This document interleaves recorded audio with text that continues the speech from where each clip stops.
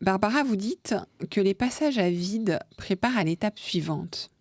Est-ce que vous pouvez partager un moment de votre parcours où ça s'est vérifié? Oui, je dis les passages à vide et je veux un peu expliquer ce concept. C'est-à-dire que dans ma carrière, hein, et je pense c'est important le partager, il n'y a pas eu une ascension verticale. Les gens pensent que la carrière, c'est comme monter sur la montagne, c'est un vertical en fait. Non, il faut faire des passages à vide. C'est pas forcément le job qu'on est arrivé, mais on comprend à fur et à mesure qu'on avance, que toutes les expériences sont importantes pour se former une valise en fait d'expertise. Et ça c'est important parce que on a des moments dans lesquels ces passages à vide, ces fameux passages à vide, nous apprennent la résilience. Les traverse en gardant son cap en tête. En fait, il faut visualiser là où nous voulons arriver.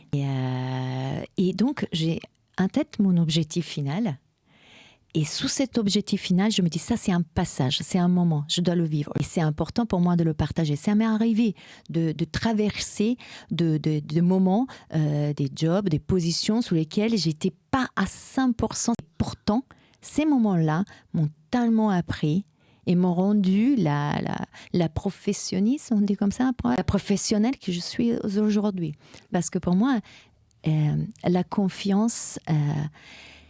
en fait, elle ne se déclare pas, elle arrive avec des preuves. Non, c'est comme l'amour, on ne le déclare pas, on fait des actes de preuves d'amour. Donc, moi, comment je gère et comment je souhaite gérer mes équipes, c'est que pour moi, ils ont l'empowerment, le pouvoir de prendre des décisions. Oui. D'accord, et de se tromper. Parce que si vous ne laissez pas les autres faire des erreurs, c'est comme avec les enfants, en fait. Ils ne grandissent pas. Donc pour moi, c'est ça l'acte de confiance. Donner l'espace aux autres d'essayer et de se tromper. Déjà par l'exemple. Je suis très convaincue qu'il faut que je donne l'exemple parce que les autres puissent suivre. Il faut qu'après, dans les actes au quotidien, je puisse leur démontrer qu'encore une fois, tu peux te tromper. Tu as le pouvoir de décider et si tu te trompes, ce n'est pas grave. On va trouver ensemble une solution.